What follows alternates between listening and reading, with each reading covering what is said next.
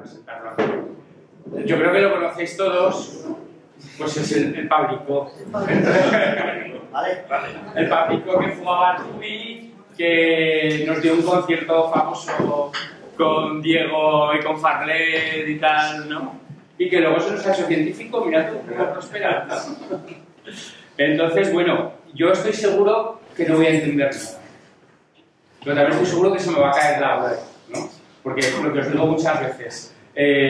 Somos una tribu.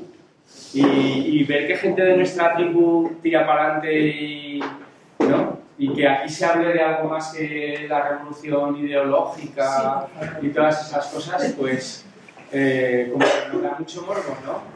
Entonces, confiemos un poco en que, como sabio que es, estará a la altura y no nos enrollará mucho. A ver si sacamos alguna idea y eso. Y luego le hemos preparado una sorpresa, que lo vamos a nombrar ministro. Ya veréis que bueno, a ver, lo primero quiero dejar claro que yo no soy físico ni nada parecido. Tengo aquí a mi profesor de física y si meto algún gazapo espero que me lo perdone. Yo soy informático, pero he tenido la suerte de poder ir a trabajar a este lugar tan maravilloso que os voy a contar. Y lo siguiente que os quería decir un poco es que me alegro mucho de ver a tanta gente aquí, que me hace mucha ilusión que haya tanto interés por un tema de ciencia como este, y que voy a intentar hacerlo lo más ameno y lo más sencillo posible, y que si tenéis cualquier tipo de duda o pregunta durante la presentación, pues levantéis la mano y yo os lo intento responder. Si tenéis dudas más genéricas o preguntas más largas o eso, pues intentaré responderlas al final. Bueno, entonces la presentación tampoco tenía muy claro qué contaros o qué os podía interesar, entonces voy a intentar explicaros un poco qué es esto del CERN, voy a intentar decir qué es lo que se hace allí, hacer una pequeña introducción, al trabajo que se hace allí y a las investigaciones que se hacen allí, y luego también contar un poco cuál es la necesidad de un proyecto como este y qué es lo que aporta esto a la sociedad, ¿vale? Y luego tengo una serie de temas que creo que pueden ser interesantes por si queréis hacer preguntas sobre eso. Intentaré no hacerlo demasiado largo para que haya tiempo para las preguntas. Bueno, voy a coger mi libreta porque quiero dar algunos datos para no equivocarme. El CERN es la Organización Europea para la Investigación Nuclear, que se fundó en 1954, justo después de la Segunda Guerra Mundial, un poco con la idea de unir a las naciones europeas después de este gran conflicto con algo como es la ciencia, que es una de las pocas cosas que pueden unir a gente de tantos países distintos, ¿no? Entonces, inicialmente se llamaba Organización Europea para la Investigación Nuclear, aunque sigue siendo el nombre oficial, ya no se hace investigación nuclear, ¿vale? Como veremos un poco más tarde, la investigación nuclear es saber cómo funcionan los núcleos de los átomos y tal, pero eso ya se les ha quedado un poco pequeño y ahora se está haciendo lo que se llama investigación de física de partículas, que son cosas todavía más pequeñas, ¿vale? Pero luego veremos un poco más adelante en qué consiste todo esto. Entonces, el CERN está está formado actualmente por 21 países, España es uno de estos países y, por si os interesa, realmente estamos aportando una parte bastante importante de la financiación del CERN. Hay 21 países y nosotros aportamos el 8,5% de todo el dinero que se invierte aquí.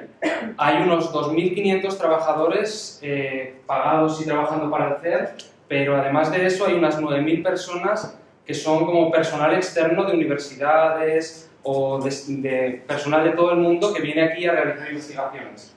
Realmente es como una pequeña ciudad. No voy a decir que es como Teruel, pero es bastante grande. Esto que podemos ver aquí es la parte principal del complejo con un montón de edificios, pero realmente esto se extiende muchísimo para la izquierda. Allá al fondo, entre los árboles, hay otro sitio entero. O sea, esto es simplemente para que veáis que hay bastantes edificios, pero esto es solamente una pequeña parte, ¿vale?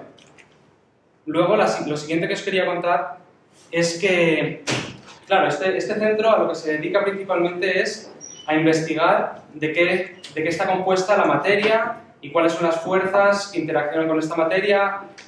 Vamos, a ver de qué estamos hechos y cómo funciona un poco nuestro universo a nivel de materia, ¿vale? Entonces, he visto dar muchas presentaciones sobre esto y normalmente se pasa directamente a la parte de que hay un acelerador de partículas y, bueno, unas cosas que os comentaré después, pero creo que puede ser interesante hacer una pequeña introducción a lo que es la física de partículas y dónde estamos a día de hoy para que podáis entender por qué es necesario todas estas máquinas para realmente hacer descubrimientos nuevos, y luego al final os contaré por qué es importante seguir haciendo descubrimientos en estas cosas, ¿vale?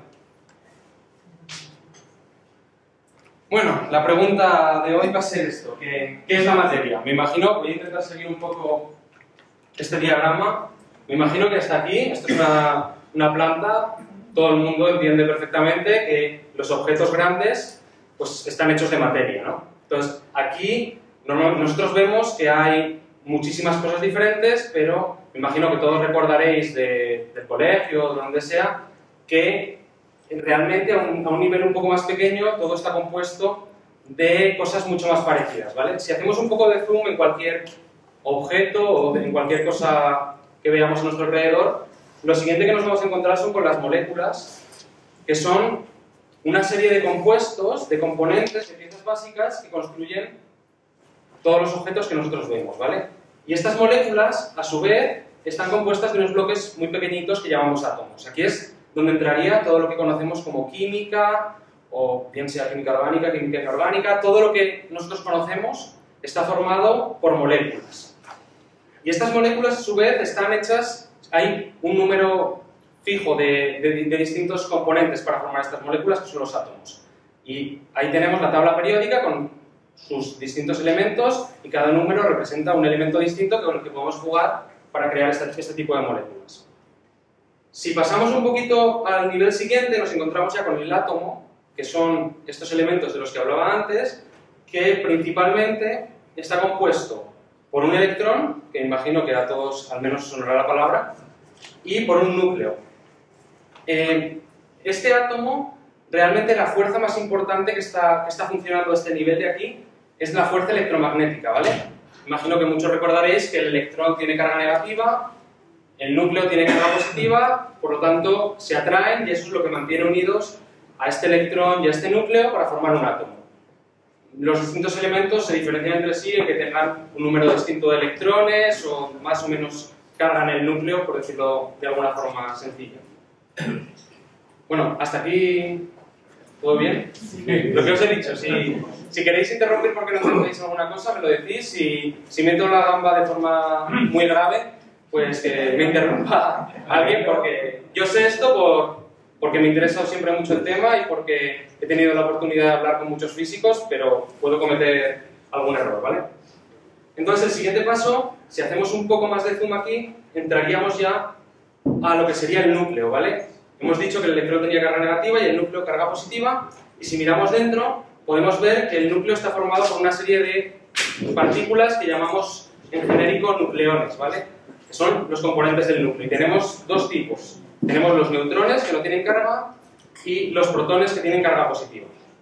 A este nivel, la fuerza que realmente es importante sería la fuerza nuclear fuerte, que es la que se encarga de mantener unidos todos estos componentes del núcleo, porque, bueno, no sé si os lo habéis preguntado alguna vez o si sabéis de esto, pero todos los protones tienen carga positiva, por lo tanto deberían repelerse y sin embargo están allí unidos. ¿Por qué están unidos? Por esta fuerza que llamamos fuerza nuclear fuerte.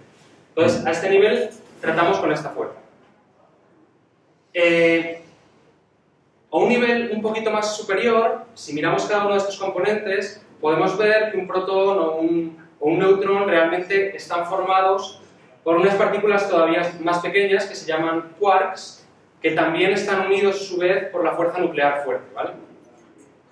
Y que ahora explicaremos un poco más. Hasta aquí, hasta el nivel del núcleo es lo que tradicionalmente se podría definir como física nuclear, ¿vale?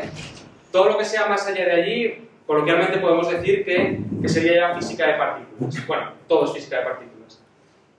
Entonces, lo que estaba diciendo, estos nucleones, tanto los protones como los neutrones, están compuestos por tres partículas que se llaman quarks. Realmente, no se ve muy bien, pero hay muchos tipos de quarks, como luego veremos, y está construido por dos quarks arriba, y un quark abajo, ¿vale? El protón. Aquí, aparte de estas dos fuerzas que he mencionado, la fuerza electromagnética y la fuerza nuclear fuerte, por completar, también hay una fuerza que se llama la fuerza nuclear débil, que hace cosas un poco extrañas y que tampoco me atrevo a explicar, ¿vale? Pero por completar, estas tres fuerzas serían de las que se encarga un poco de estudiar la física de partículas.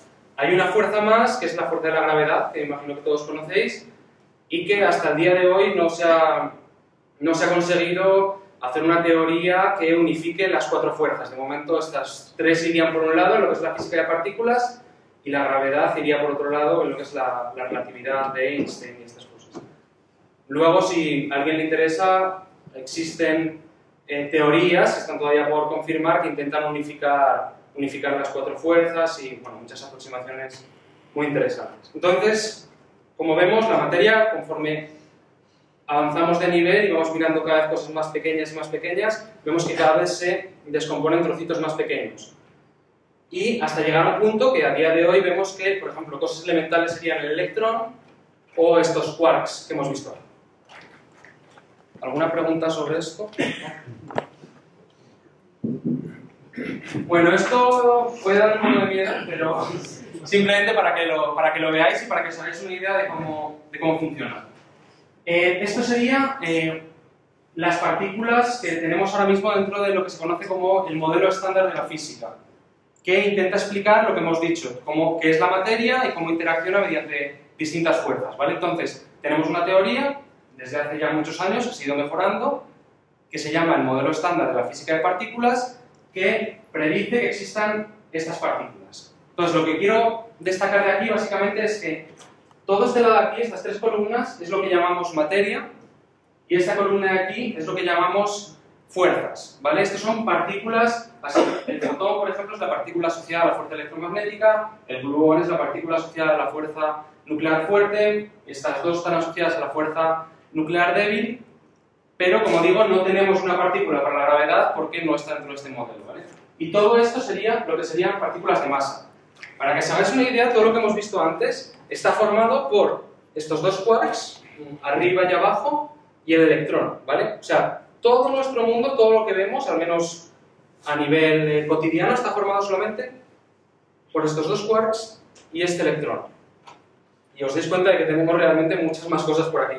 Y que interaccionan principalmente, como he dicho, a través de la fuerza electromagnética, que serían fotones, o a través de la fuerza nuclear fuerte, que serían gluones.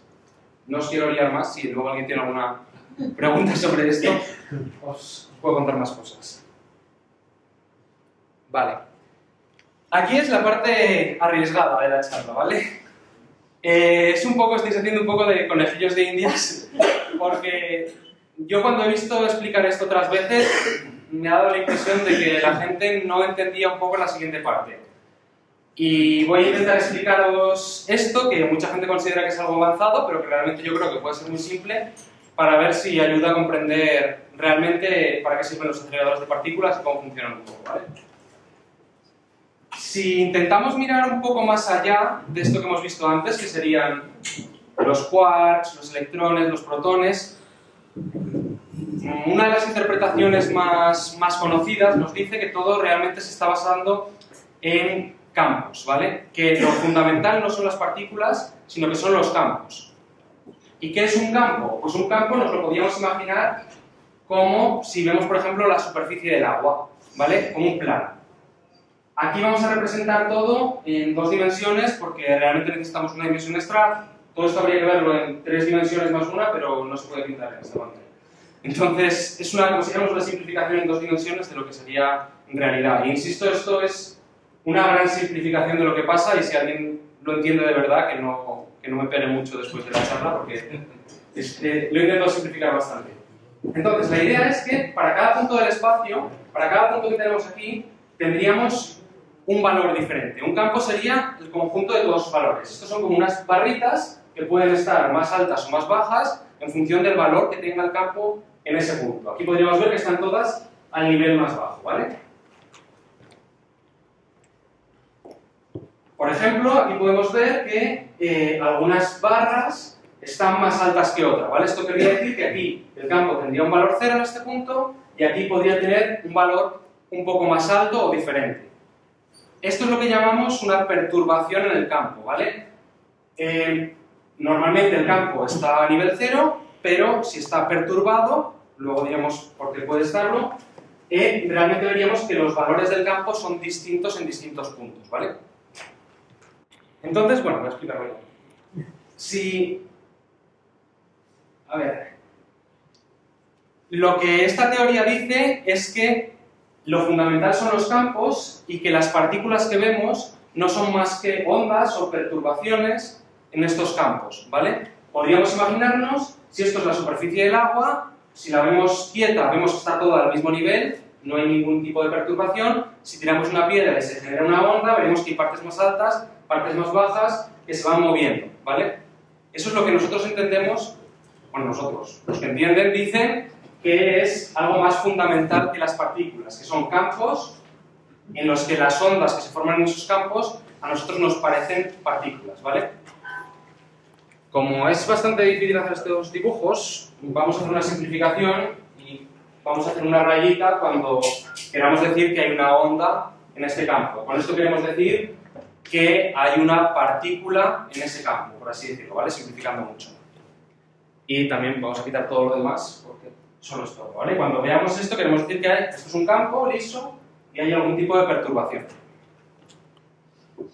O, por repetirlo una vez más, o esto es lo que sería una partícula, de las que hemos visto antes. Vale. Y aquí, una cosa bastante interesante que podemos ver, que normalmente me parece que no queda muy clara con otras explicaciones, es lo que se deriva de esta famosa ecuación de Einstein, ¿vale? Esto es muy sencillo. Esto es energía igual a materia. Y este c cuadrado es un número, ¿vale? O sea, esto nos está diciendo que la energía y la materia es lo mismo. Y si volvemos un momento para atrás, podemos entenderlo como que esto, que es una partícula que nosotros llamaríamos materia, es a su vez energía. Y podemos entender, vale, esto es una onda. Y dependiendo de cómo de grande sea esta perturbación, tendrá más o menos energía. O cómo de rápido se mueva esta perturbación por el campo, tendrá más o menos energía. Esto lo podemos entender un poco así intuitivamente si miramos la ecuación de Einstein que nos dice que la energía y la materia son equivalentes, ¿vale? El siguiente paso, estáis muy perdidos. ¿No? Vale. Si queréis hacer cualquier pregunta sobre esto, interrumpirme sin problema. El siguiente paso sería que podemos tener múltiples campos, ¿vale? Podemos tener tantos campos como necesitemos para explicar cómo funciona el mundo, ¿vale? Entonces, a día de hoy sabemos que existen unos campos, pero podrían existir muchos más porque no los vemos directamente, solamente los vemos a través de estas ondas y estas partículas que se generan en el campo. Entonces, a día de hoy no sabemos ni cuántos existen, ni sus propiedades, ni las propiedades de todos. Sabemos que existen algunos y que tienen ciertas propiedades. Y realmente de lo que trata la física de partículas es de averiguar este tipo de cosas. Cuántos campos existen, qué propiedades tienen, cómo interaccionan los unos con los otros. Ahora vamos a ver que los campos no están aislados. Podemos tener este campo, que podría ser el campo electromagnético, ¿vale? Es un pelín más complicado que lo que hemos visto antes. Pero la idea es que los campos pueden interaccionar entre ellos. Y una perturbación en un campo podría generar una perturbación en el otro, ¿vale? Y esto es lo importante para lo que vamos a ver después en los aceleradores. Si tenemos una perturbación en un campo, que es una partícula que se está moviendo por ese campo, eso puede generar perturbaciones en otro, eso puede generar partículas en otros campos. Ahora lo vamos a ver. Una cosa muy importante, imagino que también nos sonará a todos, el principio de conservación de la energía, aunque sea solo el nombre, que quiere decir que la energía se conserva, que no puedes ni crearla ni destruirla. Entonces aquí podemos ver que si una perturbación en un campo genera una perturbación en otro, la energía se va a tener que conservar. Se van a tener que conservar muchas otras cosas también, pero lo importante ahora sería la energía, ¿vale? Sí, yo creo que ya que he explicado todo lo que quería explicar. Por ejemplo, tenemos una perturbación en este campo, una partícula que se mueve en esta dirección y espontáneamente, según qué partícula y según cómo interaccionan estos campos, puede hacer lo que llamamos decaer. Esta partícula desaparecería de este campo y se generarían dos partículas en este otro campo. Todo esto ocurre de forma probabilística. O sea, hay una cierta probabilidad de que esto pase en un momento dado. Esta es la parte más densa de la tabla, de la charla. Y por último, y aquí es donde yo quería llegar después de todo esto, si tenemos dos partículas que se mueven en un campo y las hacemos colisionar, es posible que esto genere otra partícula en otro campo. Como hemos dicho, la energía se conserva, por lo tanto, si estas partículas tienen una energía por la partícula que son y además una energía por el movimiento que llevan, si las hacemos chocar, podremos generar otras partículas de forma que se mantenga esta energía, ¿vale? Y ahora ya llegamos a la parte interesante de lo que se hace en el CERN, ¿vale? Todo esto es, por así decirlo, la teoría, y los físicos lo que quieren hacer es investigar para conocer mejor cómo funcionan estos campos, cómo funcionan estas partículas, las propiedades, las interacciones y todo este tipo de cosas. ¿Cómo lo hacen? Pues exactamente igual que en el último ejemplo que os he mostrado. Aceleras dos partículas muy rápido para que lleven mucha energía cinética y las haces chocar. Y eso, a veces, lo que hace es generar otras partículas nuevas en otros campos nuevos. O bueno, campos conocidos, partículas nuevas o todas las combinaciones que queráis. Mira, entonces la idea es chocar partículas que van a mucha velocidad para que tengan mucha energía y con eso construir nuevas partículas. Os voy a hacer una pregunta muy rápida. A ver, ¿os ha servido la explicación que os he dicho antes para entender cómo realmente se pueden generar unas partículas a través de otras? Porque aquí es donde creo yo que la gente normalmente se pierde y tú le dices, chocas dos partículas y se generan otras y nadie entiende por qué. Pues la explicación es lo de antes, que realmente tienes distintos campos y se influencian los unos en los otros y cuando chocas dos partículas tienes cierta probabilidad de generar partículas nuevas en otros campos. Y eso es lo que van buscando los físicos, ¿vale? Aquí vemos simplemente un dibujo muy espectacular de lo que sería un acelerador de partículas. Como realmente necesitas que esas partículas vayan muy rápido para generar nuevas partículas cada vez más y más grandes, tienes que acelerarlas en círculos, porque así puedes reutilizar, por así decirlo, los mismos mecanismos de aceleración una y otra vez. Si lo tienes en una línea recta necesitarías muchísimos kilómetros para acelerarlas. En un círculo les das una vuelta y las aceleras un poquito, otra vuelta las aceleras otro poquito. Y al final, cuando van suficientemente rápido, las chocas y miras a ver lo que sale de ahí, ¿vale?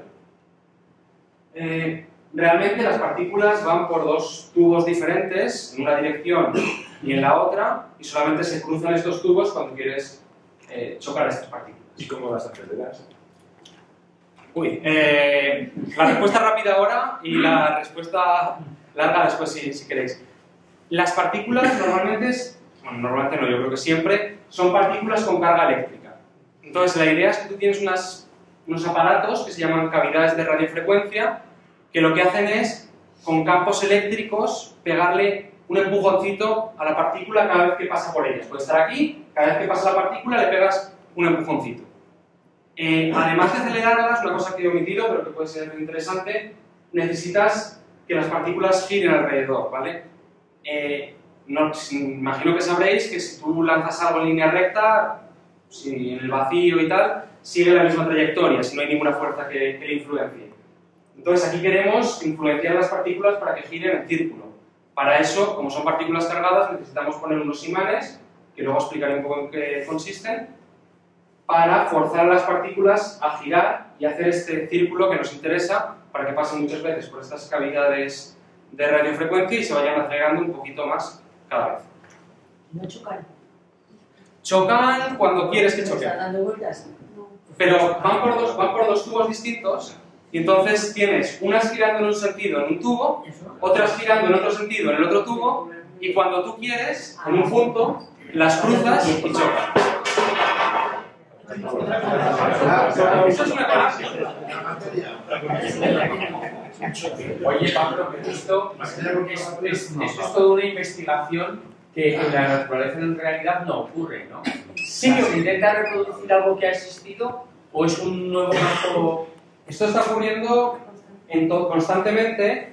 Lo que pasa es que no está ocurriendo de forma en una situación que tú controles y puedas medir y puedas estudiar. Existen lo que se llaman los rayos cósmicos, que bueno, provienen de muchos sitios del espacio y chocan contra nuestra atmósfera, ¿vale? Y hay algunos de ellos, bueno, muchos, que van mucho más rápido que las partículas que están aquí y que producen colisiones mucho más energéticas que las colisiones del LHC. ¿Qué pasa? Que eso está allí arriba en la atmósfera y tú no tienes ninguna forma de... Entonces es muchísimo más fácil hacer un experimento controlado que te permita saber qué condiciones tenían esas partículas para poder luego sacar conclusiones. Pero esto está ocurriendo constantemente, tanto en nuestra atmósfera como en el resto del universo. Bueno, luego explicaré un poquito más sobre esto, si me acuerdo. Vale, ahora voy a explicar un poco la situación de lo que sería el gran acelerador de hadrones del CERN, que es el proyecto más ambicioso hasta ahora que ha tenido lugar en el CERN, ¿vale? Antes la foto que os he enseñado era de una parte aquí pequeñita y como podemos ver el acelerador grande es este círculo amarillo que ocupa una región enorme, ¿vale? Para que os hagáis una idea, esto es la ciudad de Ginebra entera, esto es el lago de Ginebra y eso de ahí al fondo son los Alpes, ¿vale? Este anillo amarillo mide 27 kilómetros y está a 100 metros bajo tierra. Es algo muy, muy gordo. Luego tenemos distintos anillos auxiliares, pero bueno, tampoco vamos a entrar mucho en eso. Una curiosidad, yo vivo en un pueblecito de por aquí y eso realmente es muy, muy, muy, muy grande, son 27 kilómetros. Y bueno, os voy a dar algún dato más sobre esto que tengo por aquí apuntado. El coste total de todo este proyecto, tanto de los anillos como del CERN, como de todo, son 5.000 millones de euros, ¿vale? Es una cifra muy grande, pero si la comparamos con otras cifras que están dando todos los días por la tele, tampoco es tan grande para 21 países y para 60 años que lleva esto funcionando. Porque, como os he dicho antes, se fundó en el 54. Más cosas. Tiene 4 detectores muy grandes, que luego veremos lo que es un detector. Están situados aquí, este se llama ALICE, ATLAS, LHCb y CMS, luego veremos un poco más sobre ellos. Las partículas estas que os he contado antes, realmente lo que se aceleran son protones y dan 11.000 vueltas por segundo, ¿vale? A este anillo de 27 kilómetros dan 11.000 vueltas por segundo, ¿va? Muy, muy, muy rápido. Y bueno, luego os daré más cifras. Bueno, y una más que viene ahora, se producen 600 millones de colisiones por segundo. O sea, cuando os digo cuando quieres colisionar, realmente cuando quieres ocurre 600 millones de veces por segundo. O sea, es muchas veces. Luego os doy algún dato más. Esto es lo mismo que estábamos viendo antes, pero como cortado bajo tierra para que se vea realmente dónde está el túnel. Aquí tenemos igualmente la ciudad de Ginebra, esto es Suiza, esto es Francia, por aquí pasa la frontera, y este es el anillo de 27 kilómetros, ¿vale? Realmente esto está, como podéis ver, es una media de 100 metros. Hay algunos puntos que están a 58, me parece que es el mínimo, y hasta una profundidad de 175. Está un poquito inclinado.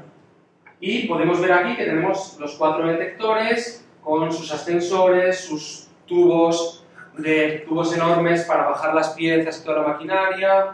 Vamos, esto es algo realmente complicado. Esta es otra vista más donde podemos ver que realmente estos rayos de protones que aceleramos no es un rayo continuo, sino que están en trocitos, ¿vale? Lo que llamamos paquetes, con muchísimos protones cada paquete. Entonces, se aceleran casi a la velocidad de la luz, no sé cuántos, pero muchos paquetes, 2.800 paquetes para rellenar toda la máquina, son mucho más pequeños que esto, y después se mantienen circulando y cruzándose en un punto, se cruzan todo el rato un paquete con otro durante hasta 10 horas. O sea, tú pones la máquina en funcionamiento, la llenas de paquetitos y la puedes tener 10 horas funcionando, produciendo 600 millones de colisiones por segundo. Vale, creo que esto es lo que quería explicar aquí. La siguiente parte, los detectores. Bueno, espera, lo de antes, más o menos claro, ¿alguna pregunta? Sí, vale. Y en esos 4 puntos que os he comentado antes, tenemos 4 grandes detectores, ¿vale? En este caso, este es el detector Atlas, y para que os hagáis una idea, esto es una persona, ¿vale? O sea, son enormes. Os voy a dar el dato exacto.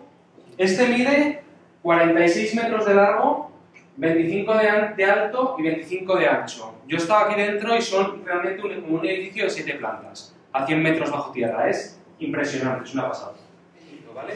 Entonces la idea es, y hay todavía aceleradores más pequeñitos antes. Tú tienes las partículas paradas y poco a poco, con una cadena de aceleradores, las vas acelerando cada vez más. En un momento dado tú las metes, llenas el LHC, el acelerador grande, con todos estos paquetes de partículas y van a una velocidad muy rápida, pero no la más rápida que pueden. Y a partir de allí empiezas a subir la potencia de las cavidades de aceleración que comentaba antes para ir acelerando cada vez más y más y más y más estas partículas. Y al mismo tiempo tienes que ir aumentando la potencia de los imanes que tenemos aquí distribuidos para que se giren con la fuerza correspondiente para que tomen la curva bien.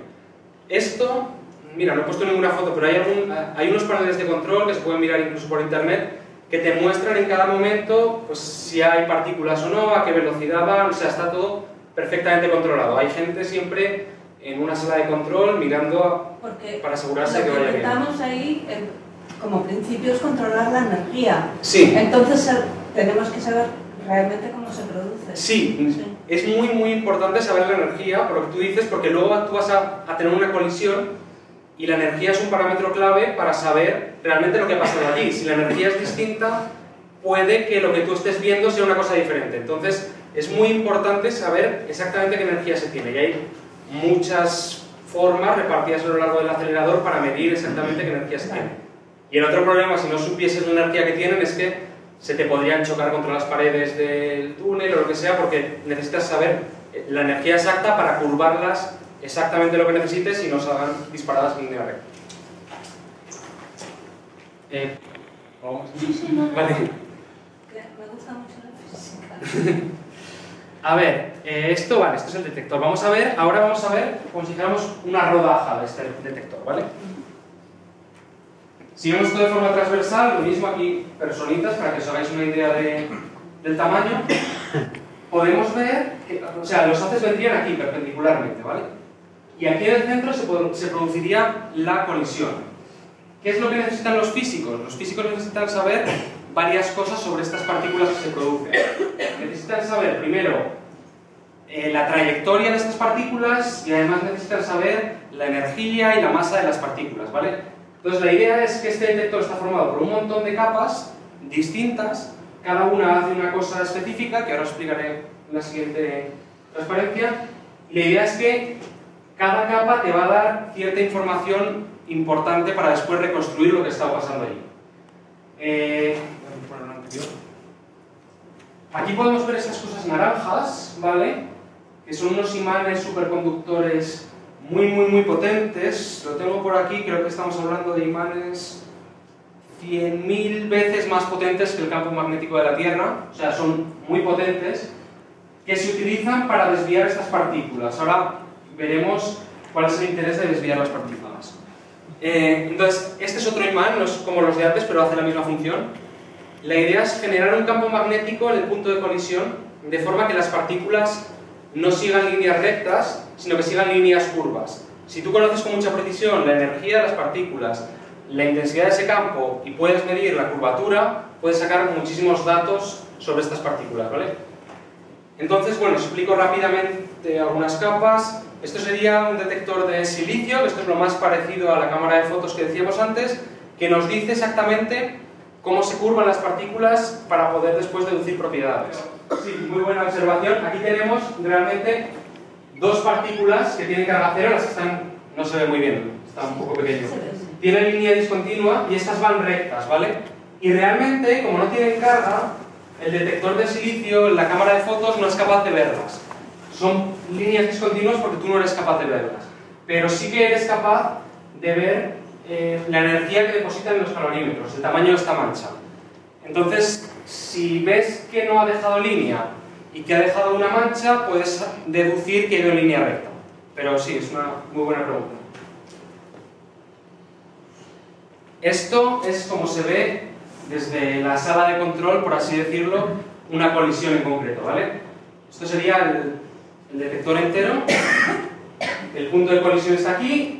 La primera parte interna, que es el detector este de silicio que os decía, la cámara de fotos, que nos da directamente trayectorias, líneas de las partículas nuevas, y al final por fuera vemos los calorímetros que no nos dan líneas, sino simplemente cuánta energía tenía esa partícula.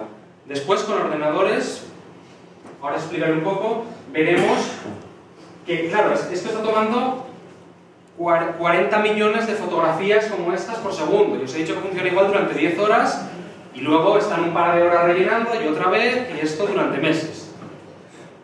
Son muchos datos, ¿vale? Para que os hagáis una idea, tengo aquí el dato. A ver... más o menos todo el mundo tiene idea de lo que es un gigabyte, ¿no? Una película, más o menos, lo que ocupa una película en el ordenador. 7 gigas, sí. ¿Eh? 7 gigas. Wow, tú te las bajarás con buena calidad. Realmente, esto produce 15 millones de gigas al año, ¿vale? Pero eso no son todos los datos que produce, porque esto de cada 40 millones de colisiones, realmente estamos filtrando solamente 100. Los otros 39 millones y muchos nueves los tiramos directamente a la basura. ¿Por qué? Porque la gran mayoría de las colisiones producen cosas que ya conocemos y entonces no estamos interesados. Y hay unos ordenadores aquí muy rápidos, muy cerca del detector, que son capaces de descartar el 99,999% de la información directamente, porque dicen, esto ya lo conozco y lo tiro. Y solamente dejan eso, de cada 40 millones, 100 colisiones que parecen interesantes, porque si no sería imposible de manejar. Y de esas 100 colisiones de 40 millones, son 15 millones de gigas, o sea, 15 millones de películas al año, ¿vale?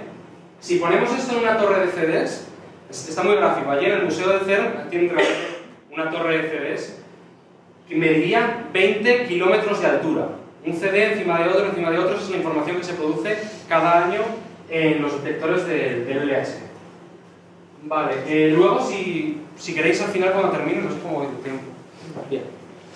Cuando termine, si queréis hacer alguna pregunta, puedo volver y explicar algo más. Y esto es como se ve un detector en la realidad. Otra vez, personita, para que os hagáis un poco la idea del tamaño. Esto está abierto porque están reparando cosas y tal, luego se cierra y realmente la colisión se produce ahí en el centro. Como os decía, estos son muchísimos datos.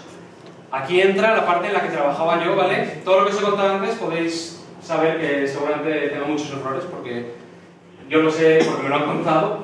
Esto es donde realmente yo estaba trabajando. Son muchísimos ordenadores para procesar todos estos datos que se generan. Ya después de ser filtrados por este primer filtro que decía que está directamente a 100 metros bajo tierra con el detector. Pero estos datos, o sea, este centro de cálculo, que nos parezca muy grande, que aquí habrá muchos miles de ordenadores, en cada bandeja de esta puede haber, yo que sé, 16 ordenadores, y hay otro piso prácticamente igual debajo, o sea, es muchos ordenadores. No es suficiente para procesar todos los datos que genera el acelerador, ¿vale? Es una cantidad ingente de datos. Entonces, lo que necesitan es un sistema que sea capaz de distribuir todos estos datos por universidades y centros de investigación de todo el mundo para que realmente se pueda hacer los cálculos en un tiempo razonable, ¿vale? Hay cientos de centros en todo el mundo procesando datos del LHC. Están en distintos niveles. Tienes el nivel 0, que es el propio CERN, el nivel 1, que son 11 sitios muy importantes, muy grandes, nivel 2, que son ya más pequeñitos, y en total hay varios cientos de ellos. En España, Barcelona es uno de los más grandes, pero aquí en la Universidad de Zaragoza también están haciendo pequeñas cositas con ellos. No tiene nada que ver con la foto que habéis visto antes, pero también están haciendo cosas. Y para coordinar todo este sistema que manda los datos de un sitio a otro y procesarlos y almacenarlos, porque realmente estos datos se almacenan en este sistema que os voy a explicar y los físicos de todo el mundo, bueno, si tienen alguna especie de colaboración con el CERN, pueden acceder a ellos para analizarlos y para sacar sus propias conclusiones. Entonces, este sistema está distribuido por muchos sitios. Aquí podemos ver, sería un diagrama de las transferencias de datos entre un sitio y otro. Podéis imaginar que van alrededor del globo en todas direcciones. Hay unos cuantos en Asia, Estados Unidos, Latinoamérica, casi todo en Europa, porque el CERN es principalmente un proyecto europeo. Y en este sistema es en lo que estaba trabajando yo, ¿vale? Nosotros principalmente nos encargábamos de la coordinación del sistema. El sistema está compuesto de un montón de pequeñas herramientas y había distintos equipos de desarrollo de 10-15 personas distribuidos en distintas universidades de todo el mundo, y nosotros allí en el centro principal nos encargábamos de integrar todos esos sistemas, de comprobarlo, de coordinar los distintos equipos. Vamos, un proyecto muy interesante y sobre todo muy grande. Si queréis saber algo más sobre esto, os puedo contar también más cosas. Esto es un chiste, no sé si se entenderá muy bien, pero la idea es que con todo lo que os he contado ya podríais construiros vuestro propio acelerador. Aquí tenéis unas instrucciones tipo IKEA, muy sencillo, simplemente os hacen falta 80.000 imanes y cosas así, ¿vale? Y ya, cuando lo terminéis podéis ganar un premio Nobel. Bueno, y todo esto, bueno, a ver, lo anterior, ¿alguna pregunta rápida más? Oye, que me surge una duda que es una absoluta gilipollez, pero se aceleran partículas, ¿vale? Sí. Y las partículas esas son de una materia. ¿Qué metéis ahí? ¿Una borraja o un trozo de metal? Son protones, ¿vale? Son protones. Sale de algún sitio, ¿no? Sale de algún sitio, vale. Tenemos... Es una gilipollez, pero... Sí. El hidrógeno es el átomo más simple, ¿vale? Es el átomo con el número 1. ¿Qué quiere decir esto? Que tiene un electrón y un protón. Entonces, si queremos obtener protones, la forma más sencilla es simplemente coger hidrógeno y quitarle los electrones. El electrón, en este caso. Entonces nos queda simplemente un núcleo de hidrógeno que no es más que un protón. Entonces hay una pequeña botellita allí, roja, muy mona, de la que cogen hidrógeno, le quitan los electrones y los van metiendo. Creo que he calculado que una botellita de medio litro les da para 10.000 años o algo así. O sea, los protones son muy pequeños. No os podéis hacer idea. Vale. ¿Alguna pregunta más sobre lo anterior? La partícula que has nombrado, gluones. Gluones, vale. ¿Dónde está exactamente? ¿Qué capa de la materia? ¿Cómo Vale. explicarnos un poco? Realmente el gluón es una de las partículas... Voy a volver atrás, que igual es más fácil. Bueno, no. Es una de las partículas que os he comentado que eran partículas asociadas a una fuerza, ¿vale? Tenemos partículas asociadas a la materia, que son estas fluctuaciones, estas ondas en los campos que serían de materia, y luego tenemos campos de fuerza, como podría ser el campo electromagnético, que imagino que os sonará a todos. Entonces, una fluctuación en el campo electromagnético es un fotón. Una fluctuación en el campo nuclear fuerte, un tipo concreto de fluctuación en el campo nuclear fuerte, sería un gluón, ¿vale? Entonces, los gluones, una imagen mental que puedes tener es estos... A ver, las partículas de fuerza, ya digo, esto es una interpretación, ¿vale? Se puede ver de muchas formas, pero cuando nosotros decimos que dos partículas se atraen, podemos verlo como que están intercambiando partículas de fuerza virtuales, que se llama. Entonces, esta partícula que se intercambiarían los quarks dentro de los nucleones serían gluones. Entonces, cuando tú ves un protón, por ejemplo, verías 3 quarks y muchísimos gluones allí mezclados intercambiándose para mantenerlos juntos. No sé si lo he aclarado o lo he complicado un poco más, pero simplemente es una forma de verlo. Bueno, entonces, todo esto, ¿para qué sirve, vale? Lo que quiero representar aquí un poco es que en el CER lo que se está realizando es investigación básica, ¿vale? Investigación básica de ciencia. No se busca ningún tipo de aplicación. Esto simplemente es conocer por conocer y luego ya alguien encontrará aplicaciones a esto. ¿Y esto por qué es importante? Pues quería poner un ejemplo muy gráfico, me parece a mí. Este es Benjamin Franklin haciendo unos experimentos con electricidad, con una cometa para coger rayos y meterlos en una especie de condensador. O jugaban con la electricidad simplemente en las fiestas para atraer papelitos, la nobleza, cosas así. Parece que estos son juegos, que son chorradas, que no sirven para nada. Pero ahora imaginémonos 200 años después de esto, o 200 y pico años después de esto, realmente cómo podríamos vivir sin electricidad. Y si les hubieras preguntado a estas personas en aquel momento ¿para qué sirve la electricidad?, no tendrían ni idea, te dirían pues para traer papelitos o para soltar chispas. O sea, la ciencia básica es lo que tiene. Tú realmente cuando estás investigando algo lo haces solamente por conocer y eso te está abriendo puertas para que en el futuro alguien le encuentre algún tipo de aplicación. No sabes qué aplicación, porque todavía no sabes ni qué puertas vas a abrir, ¿vale? Pero lo que nos ha demostrado hasta ahora es que todo el progreso, todo lo que llamamos a día de hoy tecnología, tiene que ir precedido por lo que se llama ciencia básica. Eso no quiere decir que no tengamos que hacer tecnología, pero si no hacemos ciencia básica y solamente nos centramos en hacer tecnología, dentro de, más bien pronto que tarde, vamos a encontrarnos con que no tenemos nueva tecnología que hacer fácilmente.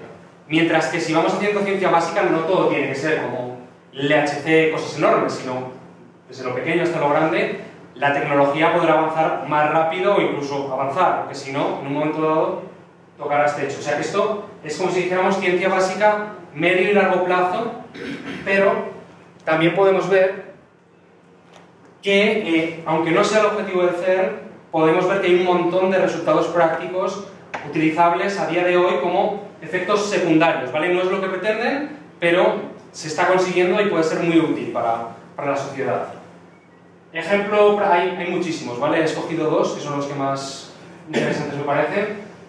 El tema de la radioterapia del cáncer, ¿vale? El cáncer todos sabemos que es un problema muy gordo y que hay varias terapias posibles y una de ellas es la radioterapia. ¿Qué es lo que hacen principalmente? Te ponen una camilla, más o menos como esta, y te disparan un rayo muy potente de fotones, que es la partícula que habíamos visto antes. Los fotones es la luz. Un rayo muy potente de luz, que lo que hace, es invisible, tú no lo ves, es de otra frecuencia, pero lo que hace es quemar todas las células cancerígenas, ¿vale? ¿Cuál es el gran problema de la radioterapia? Que es algo como un instrumento muy poco fino, ¿vale? Te disparan un rayo muy gordo a una zona muy grande, te matan el tumor, pero te matan también muchísimas más cosas de alrededor. De ahí vienen todos los efectos secundarios, o una gran parte de los efectos secundarios de estas terapias. ¿Por qué tienen que disparar un rayo muy gordo? Pues lo podemos ver en este gráfico. No hace falta que entendáis el gráfico, pero lo azul serían fotones, que es lo que se está utilizando ahora, y vemos que este eje sería la profundidad a la que actúan, ¿vale?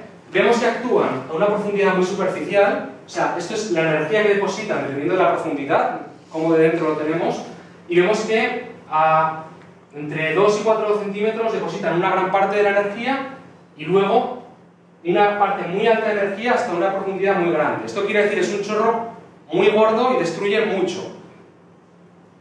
¿Qué podemos hacer? Podemos utilizar, se está investigando ya en fase de prototipos, otras dos técnicas.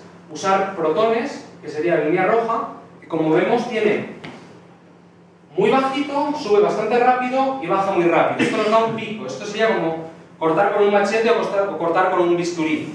Esto quiere decir que podemos afinar muchísimo más a la hora de destruir el tumor y solamente destruir lo que queremos destruir sin destruir el resto. Rompiendo el resto mucho menos de lo que rompemos el tumor, ¿vale? Esto es lo que quiere decir el pico. Y los antiprotones, que es la llamada antimateria, que no he hablado, pero si alguien tiene alguna pregunta, puedo contaros algo, son incluso todavía mejores. Tienen menos energía aquí y la misma energía aquí, por tanto hacen menos daño para conseguir el mismo efecto, ¿vale? Esto es una cosa práctica que es a corto plazo, que es tecnología y que el CERN está promoviendo o que está dando uso a todas las tecnologías que se están desarrollando ahora mismo allí. Otra, ya de hace unos cuantos años, la web, las páginas web que todos conocemos, se inventaron en el CERN.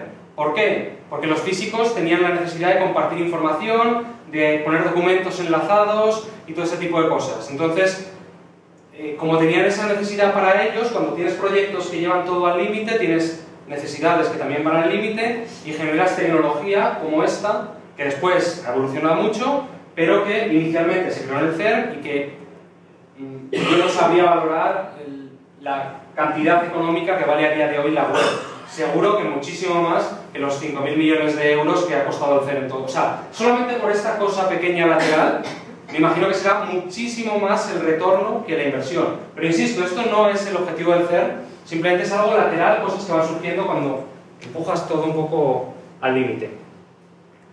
Y eso es lo que tenía preparado. He puesto una serie de preguntas aquí, ahora si queréis os las leo, por si a alguien le parece interesante y queréis que os cuente un poco más sobre el tema, pues os cuento un poco más. Desde el bosón de Higgs, es un tema un poco peliagudo, pero os puedo intentar explicar algo. Una renovación del LHC, que ahora mismo está parado y hay una serie de obras, que os cuente algo. El tema de los neutrinos superlumínicos, que fue una noticia bomba hace un tiempo y puede que os interese también. Tema de radiación o peligrosidad, mini agujeros negros, materia energía oscura, lo que queráis. Si queréis preguntarme algo, pues puedo preguntar. O cualquier otra cosa, Lo de los agujeros negros, por ejemplo, cuando empezaron que hubo el primer fallo que hubo, sí, que había varios físicos o científicos diciendo de que se podía producir agujeros negros y esa reproducción de agujeros negros llevarnos a un agujero negro. comerse toda la Tierra, sí. Entonces, el peligro se parece que está salvado, entre comillas, porque claro, es una sociedad la que aquí está, que es como la sociedad nuclear, ¿no? Es decir, aquí el ciudadano poco puede intervenir. Sí. Ahí la democracia me imagino que es como piramidal.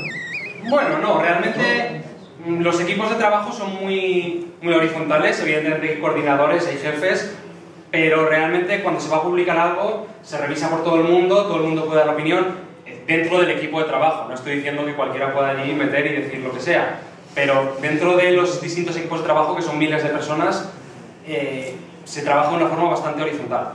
Pero sobre el tema de los agujeros negros, un poco lo que he comentado antes. Primero, los físicos dicen que no... Bueno, lo que tú comentas de unos físicos de unos científicos que dijeron, la realidad es que esos científicos pueden saber tanto del tema como yo, porque no son físicos, son químicos. Entonces, esto es un tema bastante complejo y no tiene mucho que ver con su área. Entonces, yo creo que es más un tema de notoriedad que de otra cosa. Y los físicos dicen que es muy difícil que se pudiesen producir. En el caso de que se produjesen, se evaporarían instantáneamente antes de tocar cualquier cosa, por lo tanto tampoco serían peligrosos. De hecho, han estado buscando, por si acaso, porque descubrir esos mini agujeros negros sería una gran noticia. No sería ningún problema, porque ya digo, se evaporan, desaparecen antes de tocar nada, pero sería un premio Nobel o dos, seguramente. O sea, les interesa mucho, no nos lo van a ocultar si lo descubren. Y la otra parte positiva de esto es que, como os he dicho antes, hay rayos cósmicos produciendo colisiones mucho más energéticas que lo que se hace aquí, constantemente, día y noche. Si eso produjese agujeros negros que se comiesen la Tierra, ya se deberían haber comido la Tierra hace algún tiempo. Entonces, yo no me preocuparía mucho. No es que sea imposible, pero es muchísimo más probable que sea por los rayos cósmicos que tenemos que por esto. Esto es una minucia en comparación con lo otro. Y no ha pasado nada. No hemos visto ningún planeta desaparecer de repente. Y hay muchísimos planetas por allí que podría pasar exactamente lo mismo. O sea que yo no me preocuparía. ¿Algo más? De bosón, ¿nos puedes dar una idea?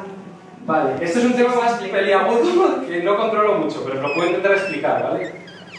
El bosón en sí no es lo importante, ¿vale? Esto creo que lo tengo bastante claro. Lo importante es el campo. Lo que quieren saber si existe o no es el campo, no el bosón. ¿Por qué? Porque, como os he comentado antes, tenemos el modelo estándar de la física de partículas y se ha confirmado prácticamente todo, bueno, se había confirmado prácticamente todo, salvo este punto, que predecía un campo de un tipo que ahora explicaré y no se había encontrado. Entonces, claro, tú tienes un modelo en el que te estás basando y le falta una pieza muy gorda. Tienes casi todo el puzzle que parece que funciona, todos, algún detallito y una pieza que te falta. Entonces dices, vamos a ver si encontramos esta pieza que es el campo de Higgs. ¿Qué pasa? Que nosotros, como he dicho antes, no vemos campos, vemos partículas. Entonces, lo que hay que buscar es el bosón de Higgs, que es la partícula, la onda que se genera en ese campo, ¿vale? ¿Qué es lo que se hace? Como os he dicho antes, colisionas partículas de cada vez más energía para ver si en alguno de los otros campos se genera de repente un bosón de Higgs. Tampoco puedes ver el bosón de Higgs. Realmente pasará lo del paso anterior, que decaerán en otras cosas y tú verás los subproductos de ese bosón de Higgs. Y después, haciéndolo muchísimas veces y con muchísima estadística, puedes decir, tengo una confianza del 99,9999% de que lo que había aquí era un bosón de Higgs. En ciencia nunca se puede estar seguro. Esto es hasta donde sabemos hoy. Aquí había un bosón de Higgs y estamos hasta estos 9 seguros. Normalmente se habla de, no sé decir ahora el número, se habla en sigmas, pero son muchos nuevos, os lo puedo asegurar. Vale, ahora, ¿qué es este campo de Higgs? Se habla de que el campo de Higgs lo que hace es darle masa al resto de las materias, de las partículas, ¿vale? Según el modelo estándar normal, las partículas no deberían tener masa. Nosotros las medimos y tienen masa. Entonces, este tal Higgs y otras más personas, porque no fue él solo, aunque tenga su nombre, inventaron un mecanismo, dijeron, si existiese este campo con estas propiedades, se nos soluciona este problema, porque este campo le daría masa a las partículas. Y entonces se ha estado buscando ese campo durante mucho tiempo y ahora, el año pasado, hace un año y pico, se encontró el bosón, lo cual implica que existe el campo. Ahora bien, eso es el modelo estándar. Hay muchas otras teorías que van más allá, que no es que sean incompatibles con el modelo estándar, pero que intentan explicar más cosas, que predicen ciertas variaciones en ese bosón, ciertas propiedades, ciertas cosas. Entonces sabemos que existe, pero no sabemos exactamente las propiedades que tiene. Hace falta muchas más colisiones, muchas más investigaciones, la renovación que os digo ahora para aumentar la energía, para estudiar en detalle las propiedades de este bosón. La parte difícil, ¿cómo da masa este campo a las partículas? Pues a veces he oído decir que te lo puedes imaginar como que el campo es una habitación llena de personas y cuando pasa una partícula pues realmente choca con esas personas, pero también me han dicho muchos físicos que eso no es realmente así. La explicación que más me convence, no quiere decir que sea verdad, es que realmente las partículas interaccionan con este campo y esa interacción hace que se requiera una energía para acelerarlas, y eso es lo que nosotros vemos como masa. Vemos como masa que tú tienes que meter una fuerza, ejercer una fuerza para acelerar una partícula. Y eso es lo que llamamos masa. Y este campo es el que tendría ese efecto. ¿Por qué? Porque todos los otros campos, no sé si todos, pero la mayoría que conocemos, tienen el nivel plano lo tienen a cero, ¿vale? Eso que se enseñaba antes. Este campo es especial y el nivel plano lo tiene por encima de cero. Por lo tanto, está interaccionando constantemente con el resto de partículas y esto hace que observemos eso como si fuera masa. De todas formas, también comentar que la mayor parte de la masa no proviene de esto, ¿vale? La mayor parte de la masa proviene de los gluones que comentábamos antes entre los quarks. La energía de esos gluones moviéndose es lo que vemos como masa del protón, mucho más que la interacción con este campo de Higgs. No sé si habré entendido. ¿Alguna pregunta más sobre el bosón? La potencia energética que se usa en esta maquinaria. Sí, a ver. Os lo digo primero por las unidades que utilizan ellos, que no las vais a entender ni yo tampoco, que se llaman, dicen que tiene una energía de 14 teraelectronvoltio, ¿vale? ¿Qué son los teraelectronvoltio? Pues tera es 10 con 9 ceros detrás, y con 12. Y electronvoltio, pues una unidad de energía que no es muy normal. Lo que habla, yo no he hecho las cuentas, es que es equivalente a un tren de 400 toneladas a 150 km por hora, ¿vale? O sea, es mucha energía, mucha energía. De hecho, en alguno de los puntos tienes los 4 puntos de los detectores, tienes otros puntos que son puntos de salida de emergencia o de parar el gas. Si hay cualquier problema, en media vuelta, o sea, pues si da 11.000 vueltas por segundo, pues divides para el tiempo y en muy poco tiempo son capaces de chocar ese rayo contra unos bloques de grafito y de hormigón enormes, donde es como si chocaras un tren de 400 toneladas a 150 km por hora. Esa es un poco la energía. Perdón, creo que tenías... Sí, no, lo que decías antes sobre la masa, Sí. viene de ese efecto, no sé si se puede decir así, del bosón de Higgs o de la fuerza fuerte entre las Viene de los dos. De memoria... Vamos, la masa que tocamos. Sí. Las dos, porque la ecuación que hemos visto antes de Einstein, aparte del c cuadrado, que es un número, nos dice que la energía y la masa es lo mismo, ¿vale? Entonces, lo que nosotros vemos como masa es lo mismo que la energía. Y creo que el 95% de lo que nosotros vemos como masa es la energía del movimiento de los gluones dentro de los protones y los neutrones. Simplificando mucho, o sea, simplificando lo que yo sé, y yo sé poco sobre el tema. O sea que creo que es el 95%. Y luego el resto del 5% restante sería el bosón de Higgs. Y esa combinación de las dos cosas es lo que nosotros vemos como esa fuerza que tenemos que hacer para mover las cosas. ¿Alguna cosa más? No sé cuánto rato llevamos. Llevamos una hora justo ahora. Ya. Yo quería hacer una pregunta tangencial. Sí. Teniendo en cuenta que Suiza no tiene ejército, ¿quién me protege los cacharritos? Uy, hay mucho dinero invertido aquí, ¿eh? Los 21 países estos estarían dispuestos a protegerlo. Realmente no está en Suiza. Pero hay una estructura que los protege. Proteger militarmente si atacaran con bombas. Como sea. No me creo que estén allí. Sistema de seguridad. Sistemas de seguridad. Sí. A ver. No, a ver. Realmente tú tienes. Eso es un recinto cerrado, como puede ser cualquier empresa. Es muy grande. Sería más parecido a una ciudad universitaria enorme que a un. Porque hay muchísimos edificios. Voy a poner igual. Que es, claro, estos datos valen mucho en el sentido de que te pueden dar un premio Nobel. Entonces, los equipos de trabajo, y además corres mucho riesgo, porque cuando tú dices algo, los científicos quieren estar seguros de lo que dicen. Entonces, cuando salen los datos de la máquina, realmente los analizan y esos datos, los resultados están confiscados. Los datos no, los datos son públicos muy rápido. Pero los resultados del análisis de los datos están confiscados hasta que todos los científicos de ese proyecto se ponen de acuerdo y dicen, vale, ya estamos seguros, y además, si dieran el análisis a otros, otro lo podría publicar y llevarse el Nobel ellos. Entonces, en ese sentido, hay un par de meses o 3 hasta que publican resultados, hasta que no lo tienen claro. Para empezar, para no meter la pata y para llevarse la gloria, claro. Pero después es todo, evidentemente, es todo público. Aquí hay, pues, como cualquier recinto, pues unas vallas, unos guardas en la puerta, etc. Por aquí te puedes mover con total libertad una vez estás dentro. Y las dos cosas gordas. Tienes unas puertas que ponen radiación. Por ahí no pases, no puedes pasar. Hay mecanismos de protección que no puedes pasar salvo que tengas permiso para pasar. Hay alarmas, hay detectores. Evidentemente, si está aquello en funcionamiento, nadie puede entrar. Y luego eso sería como un nivel 1 de protección, y después ya el túnel de abajo del todo tiene un nivel de seguridad muy alto. Hay escáneres de retina y puertas, o sea, tienes que meter una llave, pasar una tarjeta, te escanean la retina, y después además tiene unos sistemas súper sensibles para detectar si en el recinto en el que te metes hay una persona o hay dos. Vamos, que no puedes colarte allí fácilmente. Pero no es por tema de privacidad, es por tema de seguridad. Quieres saber cuánta gente hay dentro. No puedes encender la máquina si se te ha quedado alguien dentro. Por eso es el tema de las llaves y todas estas cosas. De todas formas, si queréis saber algo más, yo estoy en la parte informática y hay una chica que está trabajando y bajando al túnel todo el día y tal, lo que pasa que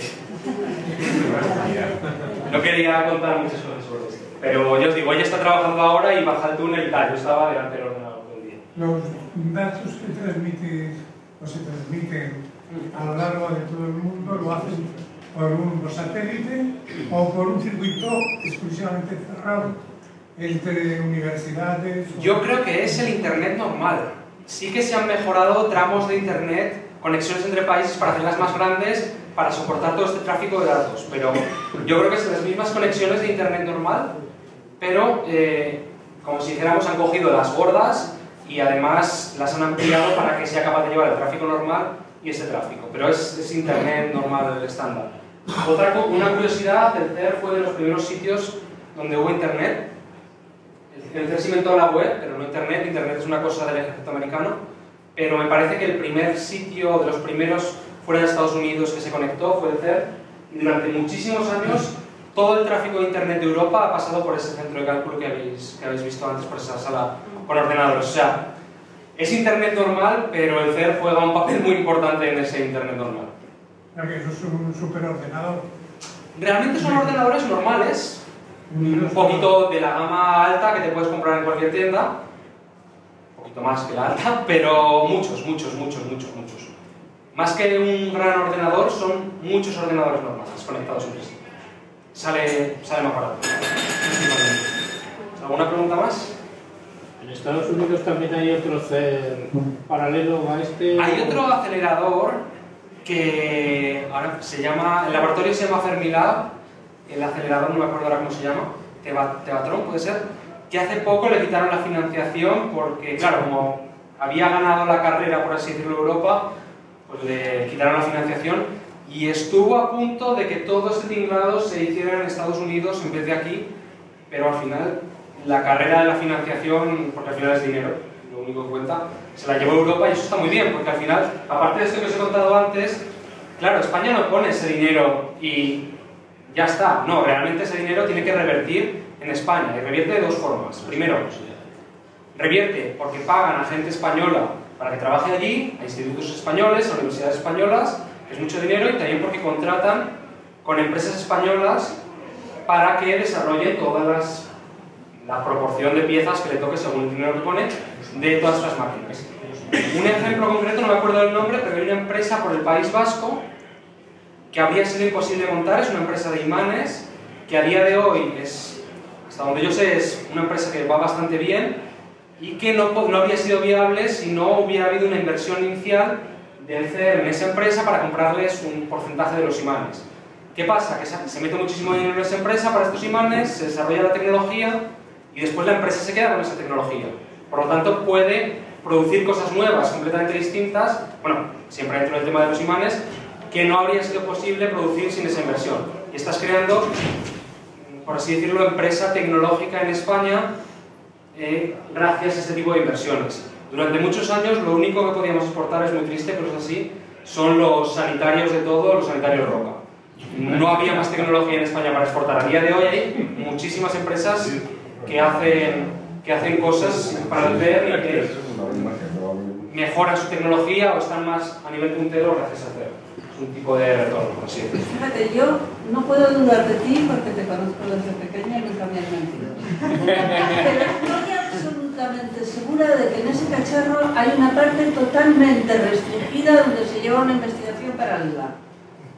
Pues... absolutamente convencida. Para empezar, te puedo responder de dos formas a esa pregunta. A mí no se me ocurre ninguna forma en la que se lleve una investigación paralela. O sea, lo podrían hacer, pero ¿qué van a investigar? Esto es ciencia básica, esto no tiene ningún tipo de aplicación en armamento, en otras cosas. El ejemplo... Bueno, a ver, no, la ciencia básica puede tener aplicaciones militares en el futuro, igual que todas las ciencias. Eso, pero es lo mismo que... O sea, pero eso no es que se investigue en aplicaciones militares. Tú investigas y luego se usará para lo que sea, igual que si tú creas un nuevo cuchillo y luego alguien lo usa para matar, pues es otro tema. Pero el ejemplo contrario de lo que tú dices, porque sí que es real, en Estados Unidos hay un instituto de investigación que están investigando la energía nuclear de fusión, ¿vale? Es una energía limpia, una energía... tiene muchísimas ventajas. Esa es la cara oficial, la cara civil. ¿Qué pasa? Que pueden reutilizar esas mismas infraestructuras para investigar en simulaciones de bombas atómicas, bla, bla. Entonces, ahí la sospecha está fundada. Aquí, sinceramente, salvo eso que sí que es verdad, que cualquier cosa nueva que descubras, pues luego se puede utilizar para el bien o para el mal, pero eso no... cualquier cosa que descubras. Aparte de eso, no creo que haya ningún tipo de investigación oculta. Hay mucha gente allí, y el ambiente allí es un ambiente universitario, y es... un análisis de los datos en una línea determinada. Se puede hacer, pero no necesitan hacerle, los datos son públicos. Tú puedes bajarte los datos y con superordenadores analizarlos y en la línea que quieras. Pero insisto, a mí no se me ocurre, esto es algo muy básico. Que lo que se descubre de aquí, que no sabemos lo que es, pueda servir para hacer un arma. Pues podría ser. Pero no sabemos, no se sabe lo que se va a descubrir, por lo tanto...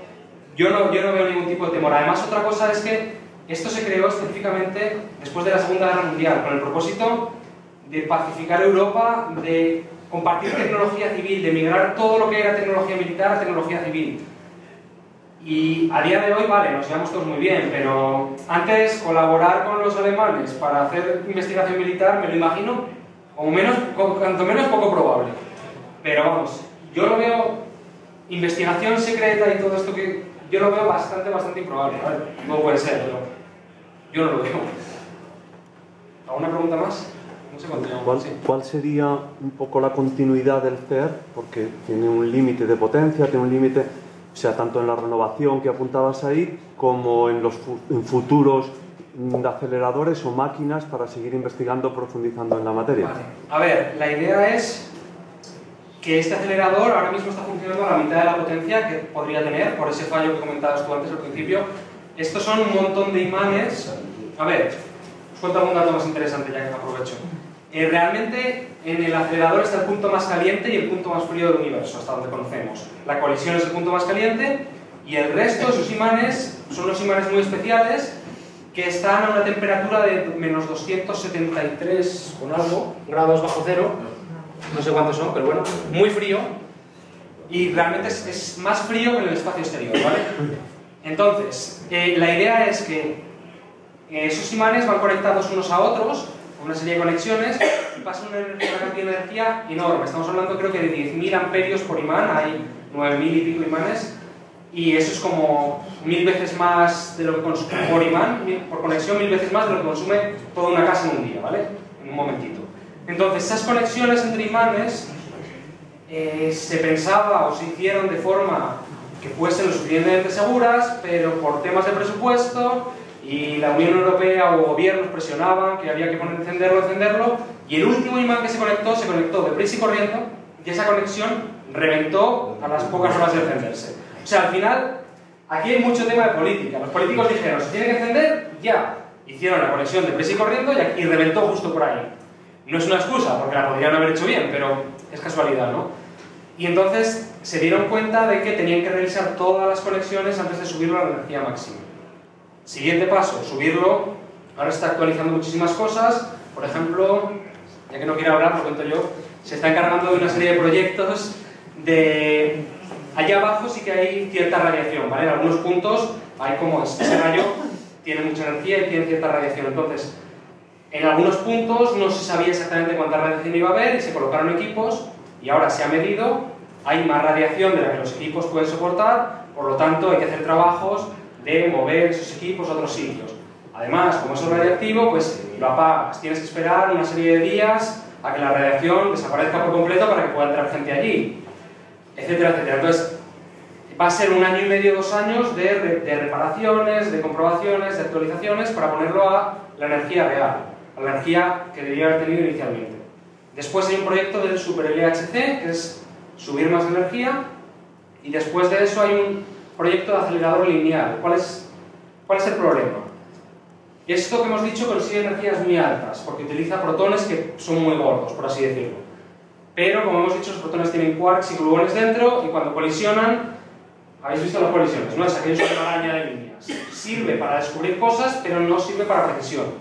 Lo siguiente es otro acelerador, en vez de circular, lineal, de menos energía, porque ya sabemos, no tenemos que mirar un rango muy grande de energías, ya sabemos, ya hemos encontrado el bosón, ya sabemos en qué energía está y queremos estudiarlo.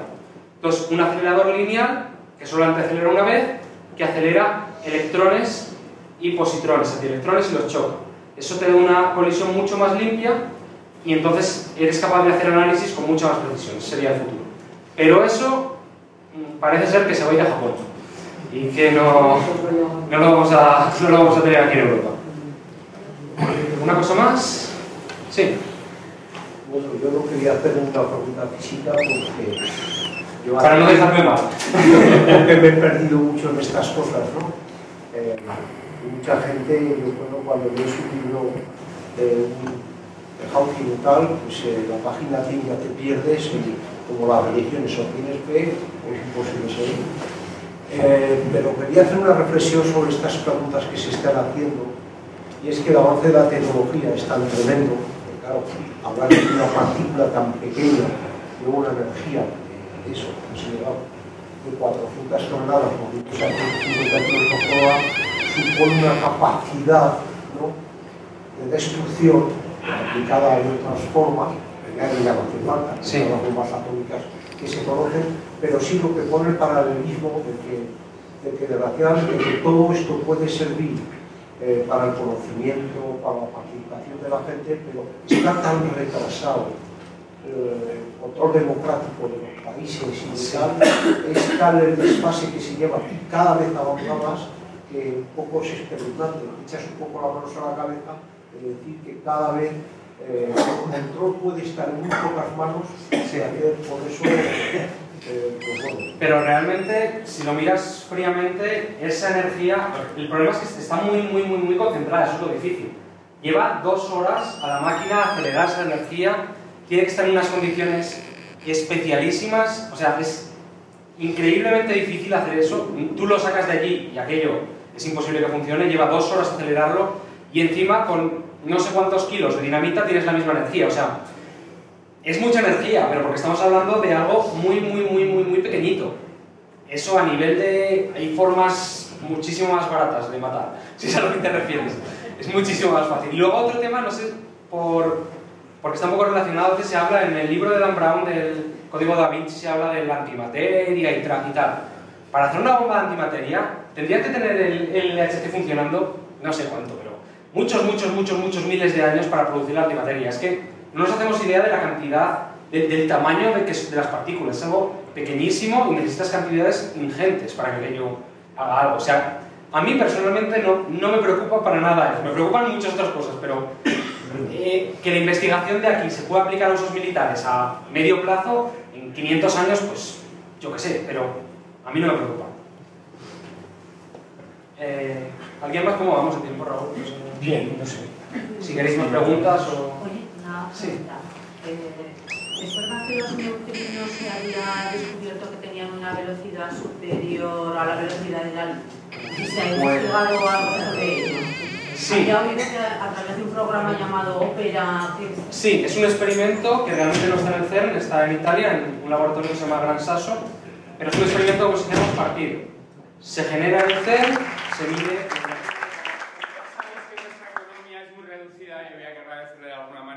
Ya sabéis que vamos formando poco a poco el gobierno provisional de la República Independiente y necesitábamos un ministro de Ciencia y Tecnología. Entonces, Pablo Guerrero, quedas nombrado ministro de Ciencia y Tecnología.